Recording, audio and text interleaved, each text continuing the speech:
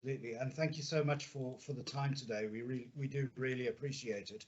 Apart from myself, also got Stef Costa with me, who is the business manager for the Northamptonshire Primary Care Training Hub, and we've also got Rachel Byrne from PML, who acts in capacity as the relationship manager with the training hub as well.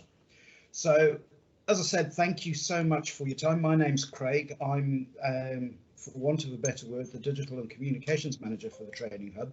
My main area of responsibility is around, as the title indicates, the website and how that's been put together and managed. But over and above that, how we communicate with all of the various practices and PCNs across the patch as well.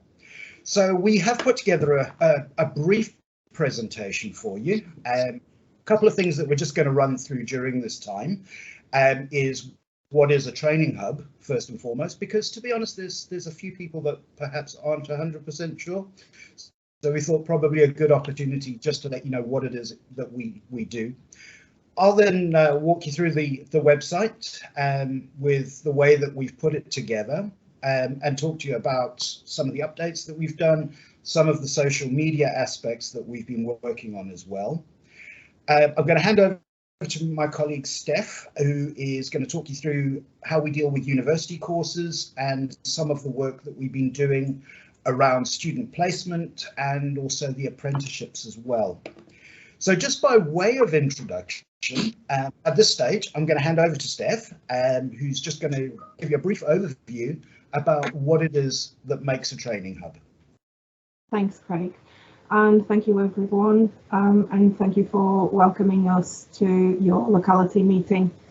So just a brief overview. Obviously, we'll have more information if you'd like to explore the topic, but just a brief overview as to understand what the training hubs are about. And the intention for us to be around Northamptonshire is to be the go-to place for any information about your training, the education, the workforce across primary care or colleagues that are employed across our primary care practices across Northamptonshire.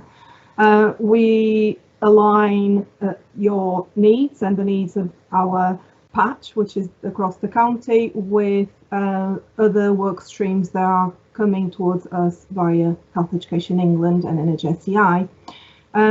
So it's really good for you to get in contact with us. We have been engaging with many of you on ad hoc basis, but it's never too much to emphasize the role that Rachel Byrne has, and she's your person to go to. So Rachel within the training hub team is your relationship manager. That means that she'll be the point of contact to and from the practices and your workforce, and she'll be able to liaise with the right, perhaps, members of the team to address the situations you put across to her. And Rachel's been doing a fantastic job, just recently joined the training hub and part of a wider team. So if you hear by any chance other names other than Rachel or Craig or myself, it's only because the team is expanding and each one will have a particular focus to work on. Craig?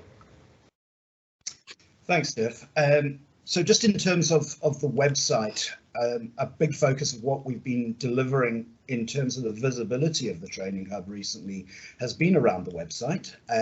Our new website went live on the 11th of October. And it's been a pretty fast rise so far, and we're very satisfied with the kind of penetration that we've had. So far, we've got 171 primary care staff that have actually registered on the site. Now, people register on the site in order to be able to book onto courses. Currently, the catalogue is offering 82 courses, and we're in the process of adding more of those on an ongoing basis as we engage with more providers. We currently get in excess of 100 visits per day to the website, and that's from across county. We use Google Analytics, so we can actually check to make sure that those visits that we're getting actually are people that we really want to be using the Training Hub, as opposed to, and I'll be perfectly honest, we get visitors from India, Bulgaria, United States, and a fair few others. But this is the dedicated ones that come from our patch. So far, since the Training Hub went live, we've had in excess of 160 courses registered for, and 80 of those have resulted in bookings, and we've already delivered 56 courses via the site already. In addition to the kind of webinar, online, face-to-face university course type of thing, we also offer 7 e-learning portals that come from a variety of sources. So, for example, NHS England offer an e-learning portal, but there is also, we have an e-learning portal for wound care that's on there that's been delivered by L&R. So there are a number of different varieties of learning that you can do through the hub. One of the things that we wanted to make sure of when we put together the website was to make it as intuitive and as easy as possible to use. So my whole brief was to make sure that there were as fewer clicks as possible. So what we have is a quite a clear menu that runs across the top, which will show you a variety of different areas that you can access. So we have got things, and I've highlighted them, like our comprehensive course catalogue. We've also got a roles hub that's been included, and we've tried to update that with all of the new information, including all of the new roles that have come to primary care recently. One of the things that we wanted to do was that when people are booking on courses, if they just put in the current role that they're in, it will bring up and generate a list of courses that are recommended for them. So for us, that was quite important. One of the other things that we wanted to do was have a dedicated news area that we try to keep updated. So we update that area with important information that's coming out from a variety of sources. So, for example, any guidelines that come through from Health Education England or NHS England, we will include those on the site. But also, we like to include good news stories. And we do say to all of the people in primary care, if you've got anything you want to share with us that you're particularly proud of, just send through some details. A couple of photographs always go down well as well, and we'll get that up on the site. We also have an events calendar, and we also have information on the various PLTs that we host. So, for example, we've been hosting the county-wide nurses PLT, and we try to include the presentations on there and also the feedback that we get from those sessions as well. And we act on that feedback. So, for example, the next county-wide nurses PLT will focus on women's health, because that's one of the things that came through from the feedback forms that people really wanted. The last thing that I wanted to just mention in terms of what we've been doing from a kind of a digital and communications point of view is social media. Now, social media is becoming more and more important. One of the things that we wanted to achieve with this was to reduce the excessive email traffic that's going around at the moment. I mean, I went off on a week's holiday, came back to 900 emails, and I'm not alone in that. Most people have that kind of traffic coming through. So what we'd rather do is we'd rather just push out the adverts for any new training courses via social media.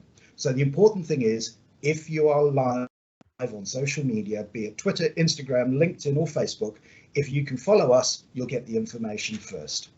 We also have a WhatsApp messaging service that you can access directly through our Contact Us page, rather than put a telephone number up, because let's be honest, most of us are remote working at the moment. So that's really where we wanted to get to in terms of the website. We have got quite a few enhancements and developments that will happen over the next 6 months. As they say in the classics, watch this space for details. We're in the process at the moment of putting together something for the nurses. So the GPN forum, we're hosting their page with all of their updated information, and we can do that for a variety of other disciplines as well. So if you've got any ideas, any suggestions, just drop me a line. And as I say, we do act on the recommendations that we get. This stage, I'd like to hand back to Stef, and she's going to talk you through how we deal with some of the coursework as well. Thank you, Craig.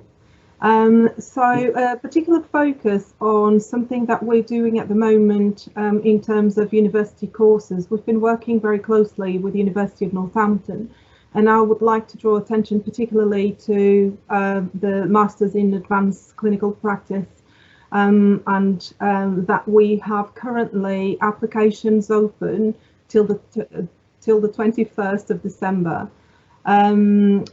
Those applications are not just for nurses, are for other professional groups that work to the top of their registration.